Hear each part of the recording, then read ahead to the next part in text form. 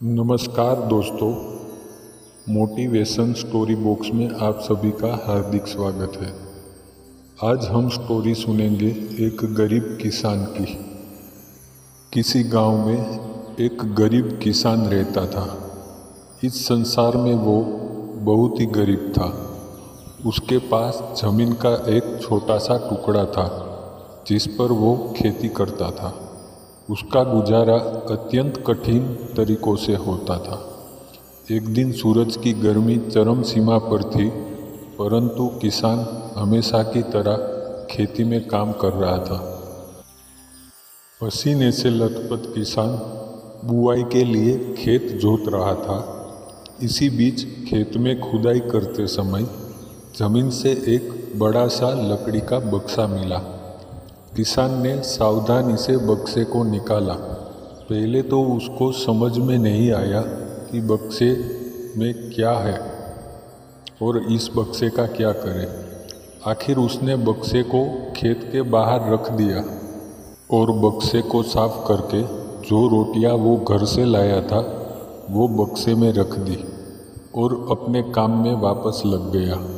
दोपहर को जब वो खाने के लिए रोटियां निकालने के लिए बक्से के पास गया तो हैरान हो गया। उसमें रोटियां ही रोटियां भरी हुई थी। तब किसान को पता चला कि ये तो एक जादुई बक्सा है। उसमें जो भी चीज़ डालो उसका 80 गुना होकर बाहर आता है। जैसे कि एक मूंगफली का दाना डाला तो तुरंत उसमें से 80 दाने निकल पड़ते हैं। किसान ने तृप्त होकर खाना खा लिया। उसके बाद किसान संतुष्ट होकर बक्से को घर ले आया।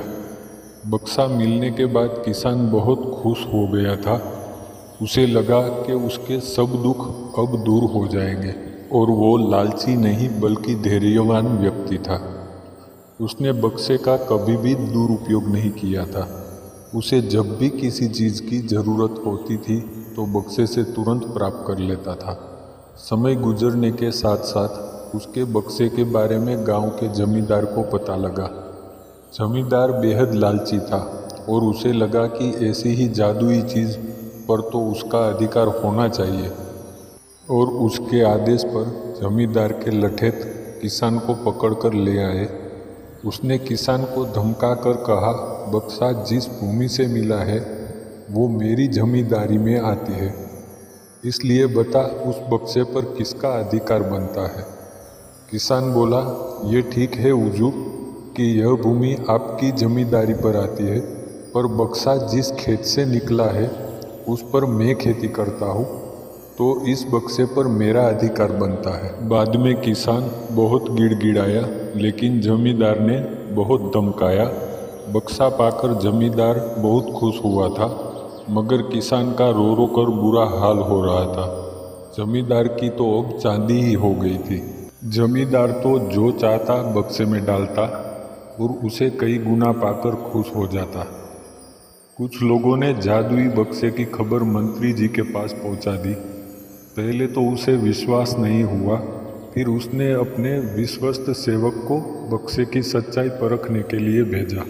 वहां जाकर उसने बक्से का जो जादू देखा तो वो मंत्री के पास जाकर सारी सच्चाई बता दी।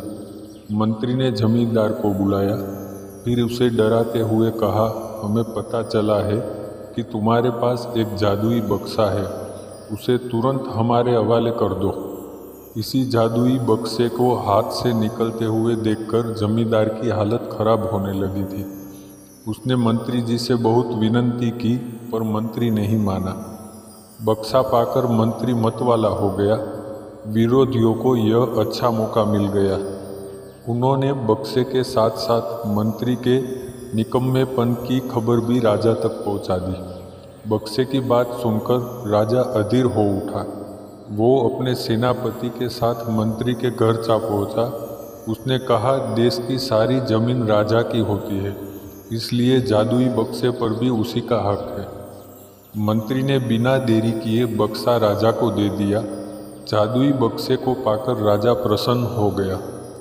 सबसे पहले राजा ने जादुई बक्से की मदद से अपने खजाने की वृद्धि की। फिर राजा को उस बक्से की सुरक्षा को लेकर चिंता हो गई थी। राजा हर कीमत पर उस बक्से को अपने साथ रखना चाहता था।